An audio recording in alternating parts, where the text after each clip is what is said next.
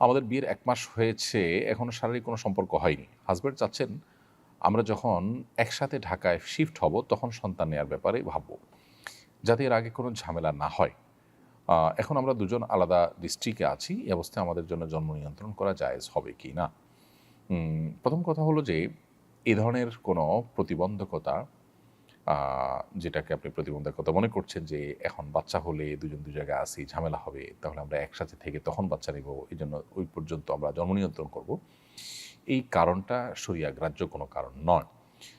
শরিয়ার দৃষ্টিকোণ থেকে জন্ম নিয়ন্ত্রণ তখনই করা যেতে পারে যখন এটা সাময়িক সময়ের জন্য হয় এবং এটার ফলে বাচ্চা কিংবা বাচ্চার বাবা বা মায়ের শারীরিক অসুবিধা তৈরি হওয়ার আশঙ্কা থাকে কিংবা লালন পালন করবার মতো কোনো পরিবেশ না থাকে। এখন সন্তান হলে সন্তানের মা লালন পালন করবেন এবং একটা সময়ের পর আপনারা ঢাকা চলে আসবেন। নিজেরাই সিদ্ধান্ত নিয়েছেন।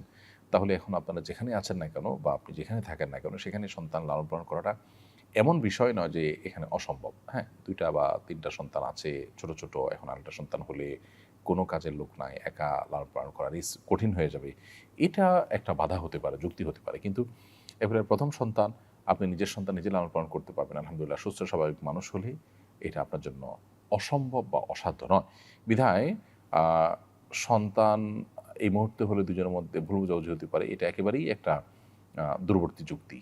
এটা খোঁড়া একটা যুক্তি, এটা কোনো গ্রহণযোগ্য যুক্তি নয়।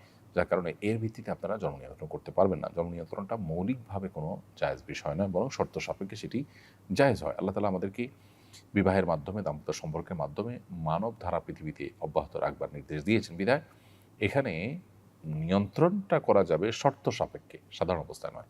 আর আপনি যে অজুহাতের কথা বলেছেন, সেই অজুহাত আসলে শরিয়া গ্রাহ্য অজুহাত নয়।